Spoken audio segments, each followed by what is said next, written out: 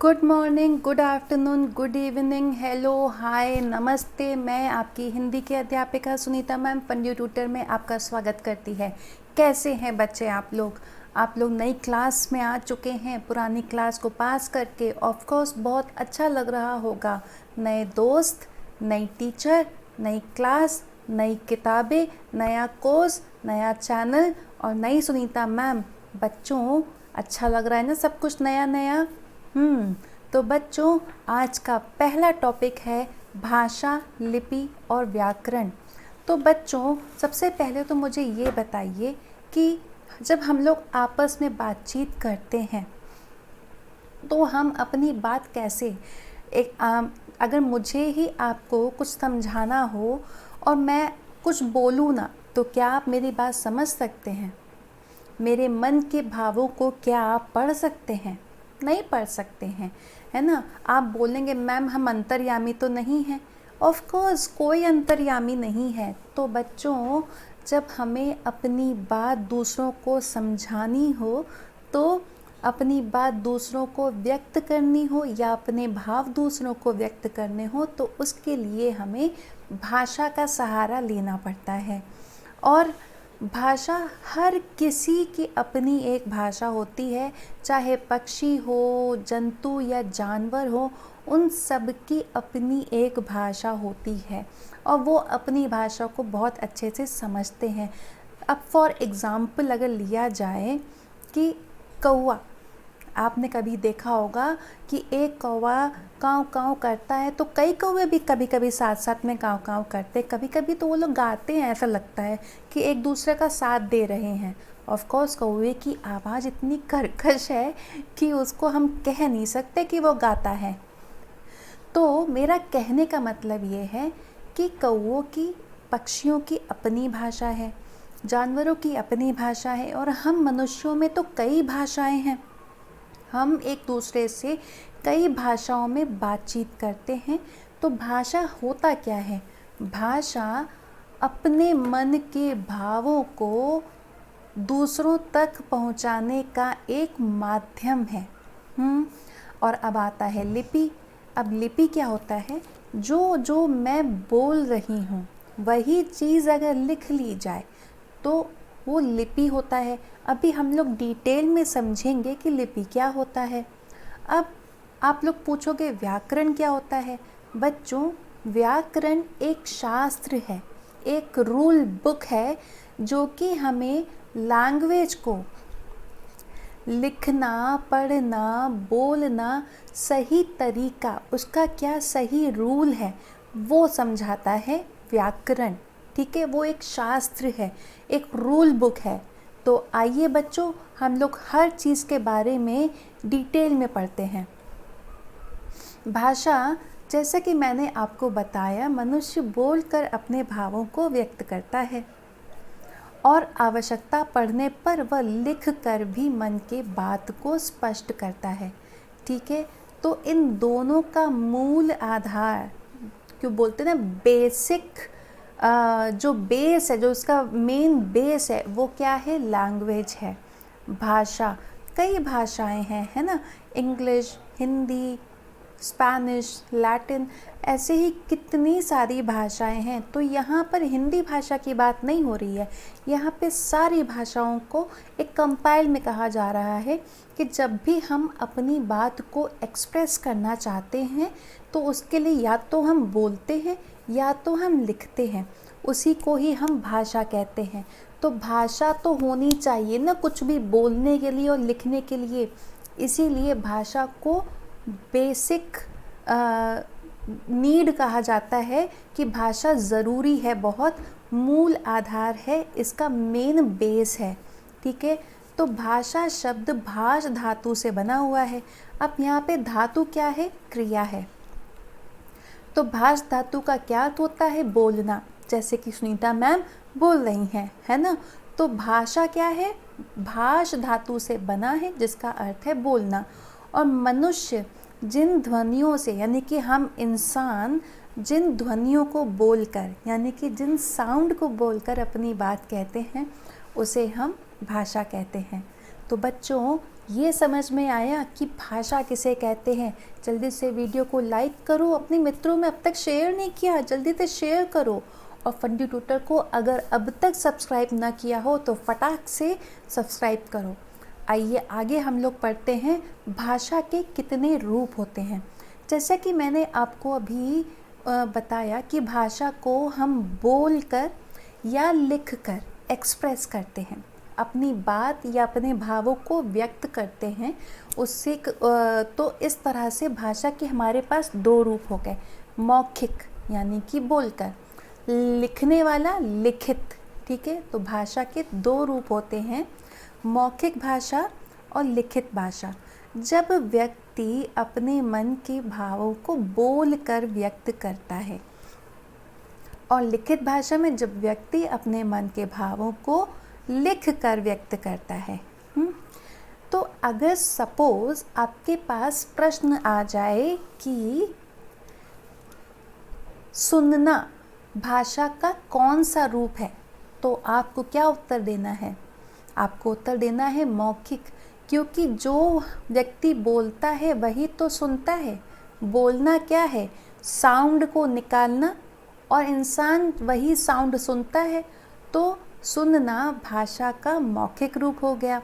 अब यही आपसे उल्टा क्वेश्चन ये पूछा जाए कि पढ़ना भाषा का कौन सा रूप है, तो जो लिखा होता है वही तो पढ़ते हैं। क्या हम बोला हुआ पढ़ सकते हैं? बोला हुआ हम सिर्फ सुनते हैं, लिखा हुआ हम पढ़ते हैं, है ना। जैसे कि आपकी स्क्रीन पर यहाँ पर इतना कुछ लिखा हुआ है, आप वही तो पढ़ रहे हैं, लेकिन साथ साथ में आप सुन वो रहे हैं जो मैं बोल रही हूँ। ठीक है, जो मैं बोल रही हूँ आप सुन रहे हैं, वो मौखिक भाषा है।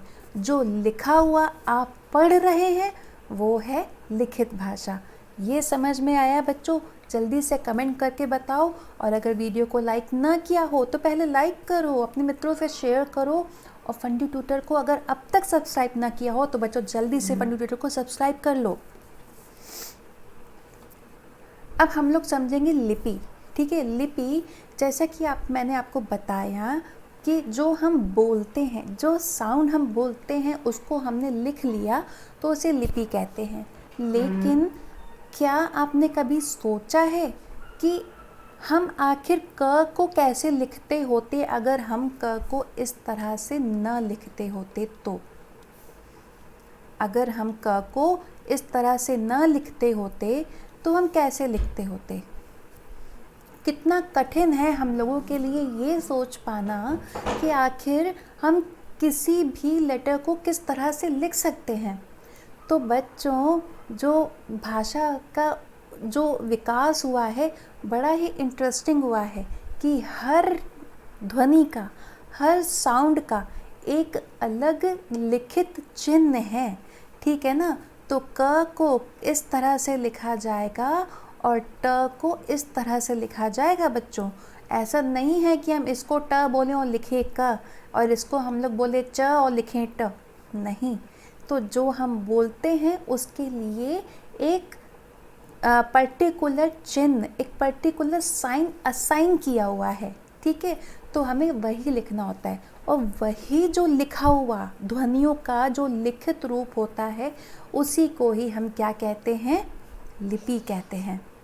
ठीक है, तो भाषा का प्रयोग करते समय सार्थक ध्वनियों का उपयोग करते हैं। इन्हीं मौखिक ध्वनियों को जिन चिन्हों को द्वारा, चिन्ह यानी कि जो ये साइन हमने लिखा है उसे लिख कर व्यक्त करते हैं, वे लिपि कहलाते हैं। तो लिपि को हम किस तरह से समझ सकते हैं? एक चीज़ और है कि लिपि हर भाषा की अलग अलग होती है। फॉर एग्ज़ाम्पल, हम इंग्लिश और हिंदी जो दो कॉमन लैंग्वेजेस हैं, हम इनकी लिपि लिखते हैं।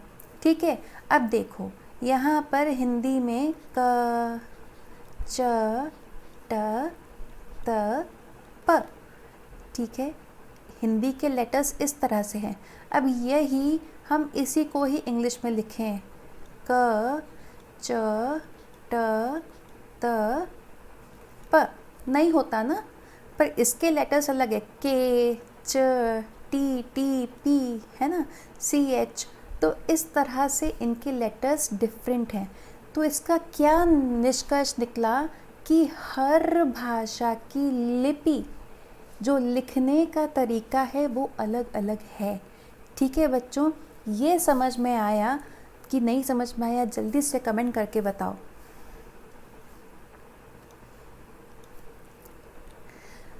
तो प्रत्येक भाषा के लिपि चिन्ह अलग अलग होते हैं तथा उन्हें अलग अलग नामों से जाना जाता है। तो ये भी चीज़ है कि लिपि, हर लिपि के, जैसे कि हर भाषा का नाम अलग होता है। इंग्लिश को इंग्लिश बोलते हैं, हिंदी को हिंदी बोलते हैं, मलयालम को मलयालम बोलते हैं, तेलुगु को तेलुगु बोलते हैं, फ्रेंच को फ्रेंच बोलते हैं। लेकिन उन सब की लिपि का नाम भी तो अलग अलग होगा। अगर लैंग्वेज चेंज हो गई तो फिर लिपि, जो कि स्क्रिप्ट जिसे हिंदी में इंग्लिश में कहा जाता है, उसका भी तो नाम चेंज हो गया, लिपि स्क्रिप्ट हो गया, है ना। तो इंग्लिश में स्क्रिप्ट होता है और हर किसी लिपि का नाम अलग अलग होता है।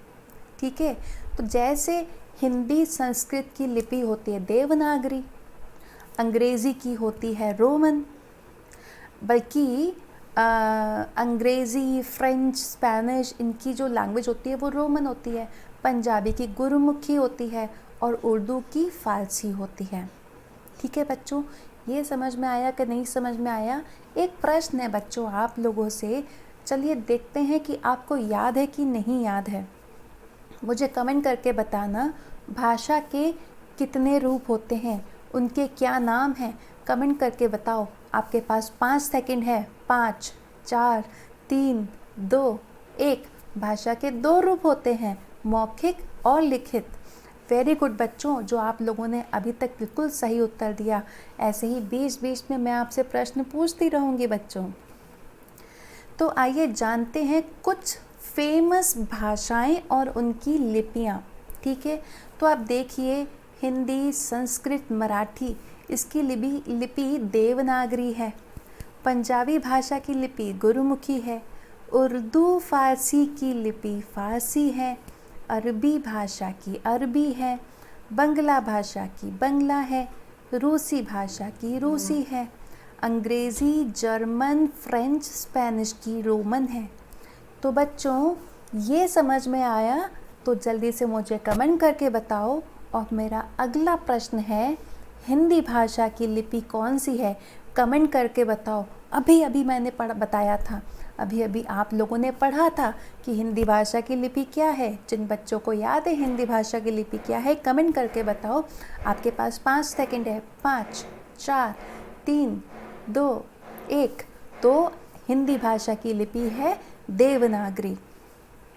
अब हमारे पास है हिंदी भाषा की 5 उपभाषाएं। उपभाषाएं क्या होती हैं? उपभाषाएं कि एक पर्टिकुलर प्लेस पर जो बोली जाती है, वहाँ पे जाके उसकी बोली बदल जाती है। ठीक है ना, भाषा सेम रहती है लेकिन बोलने का ढंग वो बदल जाता है। अब जैसे आप लखनऊ चले जाइए, तो लखनऊ की भाषा कैसी होती है कि वहाँ पर बड़ी नवाबी वाली भाषा होती है कि वहाँ पे हम करके बात करते हैं, हमें नहीं चाहिए, हम ये खाते हैं, हम वहाँ घूमने जाते हैं। वहाँ पर मैं करके बात नहीं करते, वहाँ पर हम करके बात करते हैं। और यही अगर आप राजस्थान की तरफ चले जाइए तो वहाँ पर मैं करके बात करते हैं। मैं नहीं खाती, मैं नहीं जाती, मेरे को नहीं करने का है।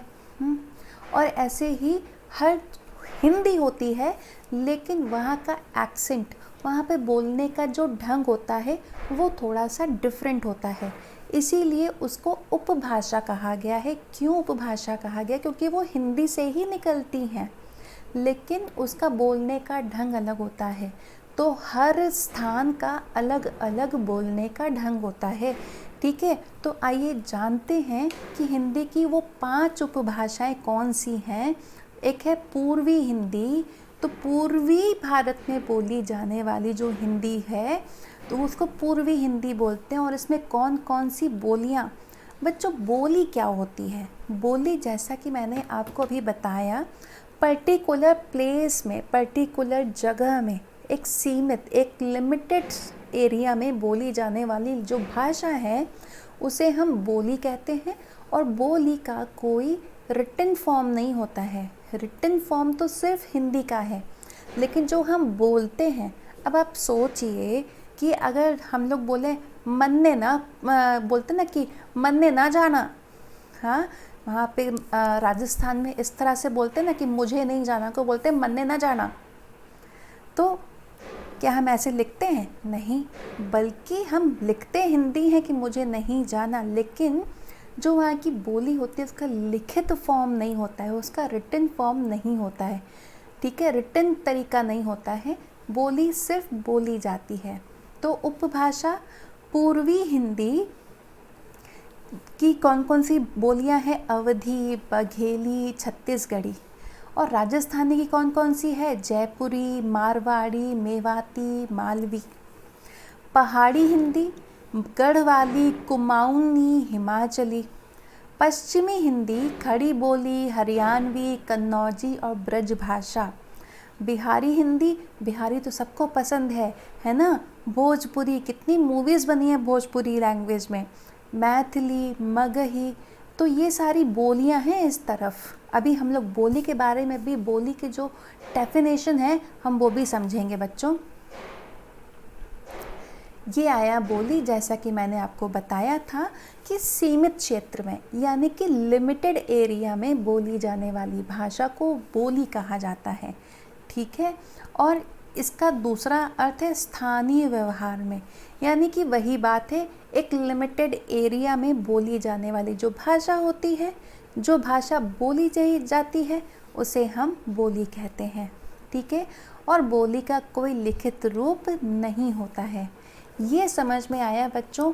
कमेंट करके बताओ। और अब मुझे ये बताओ कि राजस्थान में बोली जाने वाली किसी एक भाषा का नाम, राजस्थान में बोली जाने वाली किसी एक भाषा का नाम कमेंट करके बताओ। आपके पास 5 सेकंड है। 5, 4, 3, 2, 1। तो आप लोग मारवाड़ी बोल सकते थे, है ना, मालवी बोल सकते थे, चलो कोई बात नहीं। अब हम लोग पढ़ते हैं व्याकरण। व्याकरण क्या है? जैसा कि मैंने आपको पहले भी बताया, व्याकरण हिंदी भाषा को लिखने, पढ़ने, बोलने की जो रूल्स हैं, तो व्याकरण एक तरह के कंपाइल्ड रूल्स हैं जो हमें ये बताता है कि भाषा का शुद्ध रूप क्या है, ठीक है। तो ये बहुत ही बड़ा रूल बुक है जिसमें हमारे पास कई रूल्स होते हैं। शब्दों के लिए अलग होता है, व्याकरण वाक्य के लिए अलग होता है। अभी हम लोग इसके बारे में भी समझेंगे कि व्याकरण को आखिर कहते क्या हैं। तो भाषा को शुद्ध रूप में लिखना, पढ़ना और बोलना सिखाने वाला शास्त्र व्याकरण कहलाता है।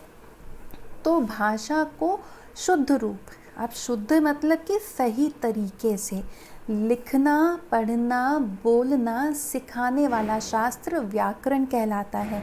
अब अगर फॉर एन एग्ज़ाम्पल मैं आपको आपके लिए एक वाक्य लिखती हूँ।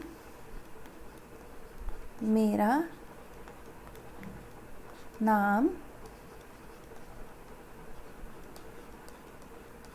सुनीता है। और मैं दूसरा एक और लिख रही हूँ, नाम सुनीता है तेरा। तो बताओ इसमें से मेरा कहने का मतलब है माय नेम इज़ सुनीता। तो इन दोनों वाक्यों में से आपको कौन सा वाक्य सही लगता है, पहला वाला या दूसरा वाला? कमेंट करके बताओ। पहला वाला इसका वाक्य सही है। क्यों पहला वाला सही है आप बताइए? क्योंकि हिंदी नियम के अनुसार है हमेशा लास्ट में आता है और मेरा करके जो वाक्य होता है वो पहले आता है।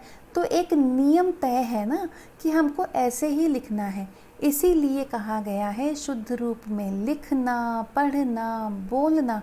ये जो शास्त्र सिखाता है, जो शास्त्र में ये सिखाता है कि सही से लिखना क्या होता है, सही से पढ़ना क्या होता है, सही से बोलना क्या होता है, वो जो शास्त्र सिखाता है वही शास्त्र कहलाता है व्याकरण। ये समझ में आया बच्चों? कमेंट करके बताओ। तो बच्चों, आशा करती हूँ अभी तक हम लोगों ने जो भी पढ़ा आपको सब समझ में आया, और जो अगर न समझ में आया हो तो आप मुझसे कमेंट करके पूछ भी सकते हैं। अब तक आप लोगों को सिर्फ़ और सिर्फ इतना पढ़ाया गया है कि भाषा, लिपि और व्याकरण क्या होता है। आगे आने वाले दिनों में हम लोग और भी टॉपिक्स कवर करेंगे, और ताकि आपका कोई भी टॉपिक छूटे ना, पंडित ट्यूटर को इसके लिए सब्सक्राइब कीजिए ताकि आपका कोई भी टॉपिक छूटे ना, और अपने मित्रों को भी ये पंडित ट्यूटर का लिंक शेयर कीजिए ताकि उनको भी पढ़ाई में तरक्की मिले। ठीक है बच्चों, आज के लिए इतना ही। मिलते हैं अब अगले टॉपिक में। तब तक के लिए बाय, टेक केयर, अपना ध्यान रखिएगा बच्चों।